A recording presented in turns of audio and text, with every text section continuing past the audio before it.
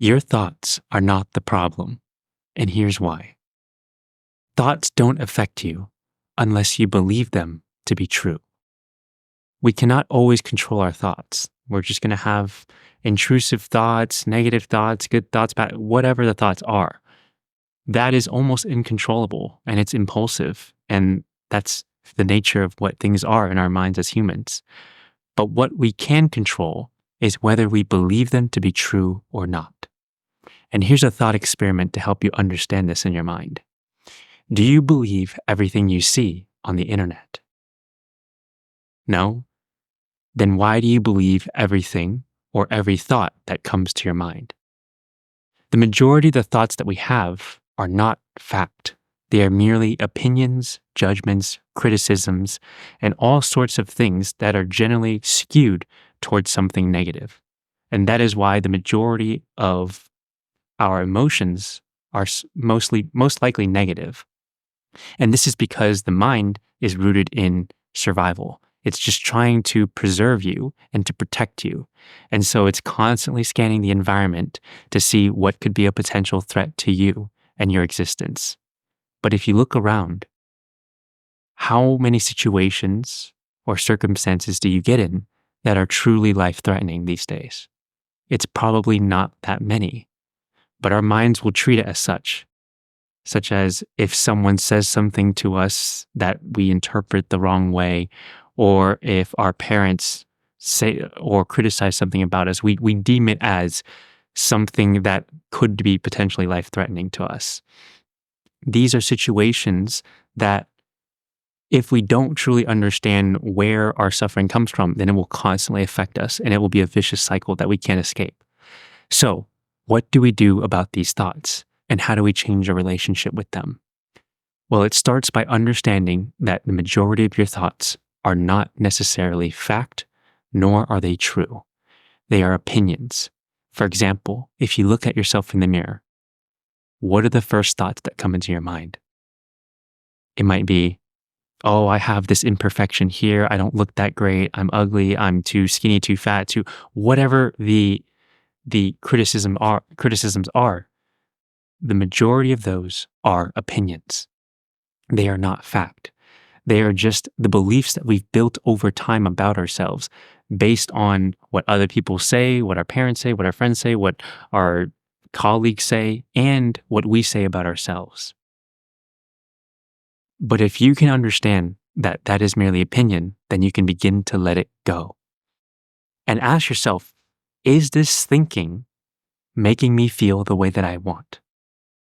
And if it's not, you have the choice to be able to let it go. Now, you might not be able to have the choice of preventing that thought from ever entering your mind, but you do have the choice whether you believe it or not, and whether you want to let go of it or not. And that is, and therein lies your power to control your liberation, your freedom from your mind. And so this is exactly what meditation teaches us to do. But the issue is most people do not realize or do not understand how to translate the technique of meditation and translating into active daily life as you're going about your day. And so in meditation, the way that it is taught is that we're meant to observe the thoughts in our minds rather than get caught up in them and getting taken on an emotional roller coaster. What it does is it teaches us to observe objectively what that thought is, to hold a space for it and to not judge it. And this becomes easier and easier to do the more you practice meditation. So a thought might come in and say, oh, like, you're not intelligent, or you're not enough, or you're never going to find someone. That could be a thought that enters your mind. Now, what you do with that thought will determine how you feel. That thought does not immediately create an emotion until you believe it to be true, or until you let it go. And when you let it go, then the emotion also follows it. The emotion only stays if we constantly think and judge the thought. It is like holding on to a hot handle of a pot on the stove. And so we have the choice whether we want to let it go or not. And so that's what we do in meditation is we observe it and then we can let it go, just like clouds passing in the sky. If we were cloud watching and we were saying, oh, that cloud is ugly, oh, that one's not right, it's imperfect, it's not aesthetic, or whatever it is, it's too dark, too light, then we're going to suffer and we're not going to enjoy the cloud watching experience. But when do we look at the sky and say, oh, that star is not as pretty as the other one, or it's not shining as bright and therefore makes it uglier? We don't do that when we look at the night sky. We just say, oh my gosh, this is amazing.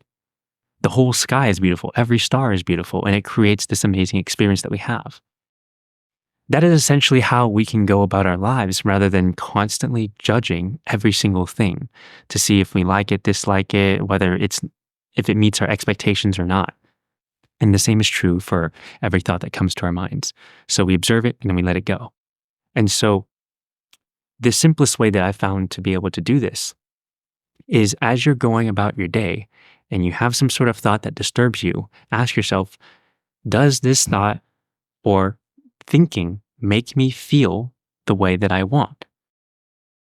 Is it grounded in absolute truth? And if not, we can let it go. And what helps to facilitate this process is to first ask the question, because as soon as you ask a question, your mind stops thinking. It creates space. And within that space between thoughts lies your freedom.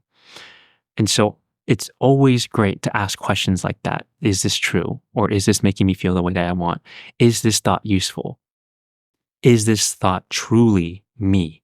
And if not, then we can start the process of letting it go. And once you do that, you can then repeat a mantra that could be almost anything, really, but it should really ground you in the present moment.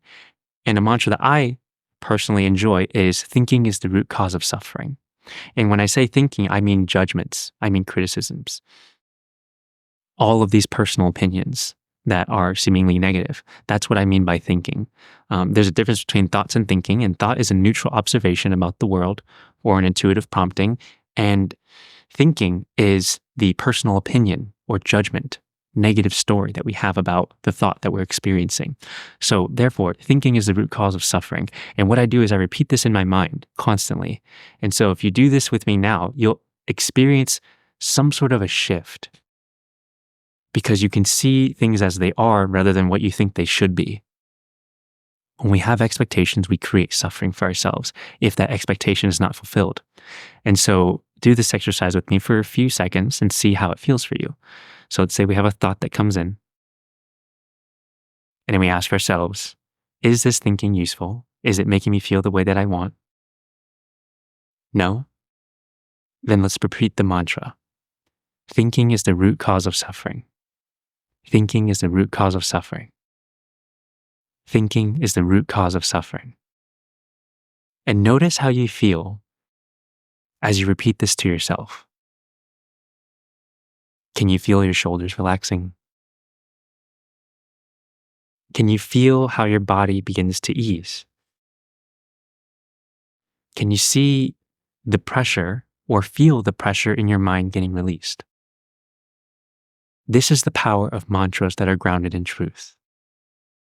It brings you back to the present moment, and it dispels any beliefs in those thoughts that you're having. When you're repeating a mantra, what happens is you can't really think about anything else. Therefore, it allows you to let go of whatever the previous thought was and to come back to yourself, come back into the present, which is where peace is. Peace does not live in the mind. It does not live in the past or the future or any memories or any activity in the mind. Peace lies in the present, the full experience of this moment. There's no other place you can find it. And so use this exercise for yourself as you go about through your day. It only takes a few moments. You could do it for 10 seconds, 15, 30 seconds, a minute, however long you have, it does not matter. What matters most is that you can use it as you're going about your day. Because if we only meditate in the morning, then the rest of our day, we're just plagued by these negative thoughts and emotions. And so what good is that? It's better to then bring this state of meditation or become experience a meditative state throughout your day than to just only try to front load it in the morning.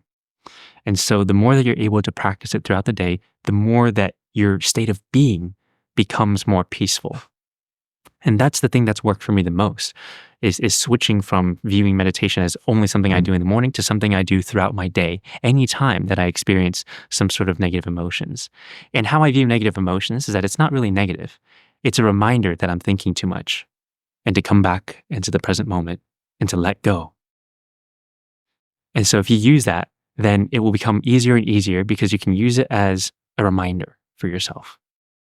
That way you don't have to constantly be on edge and vigilant to look out for all these negative thoughts that might come up. You don't need to. Your body will let you know through these emotions. Every emotion is a messenger. I hope this helps. I love you.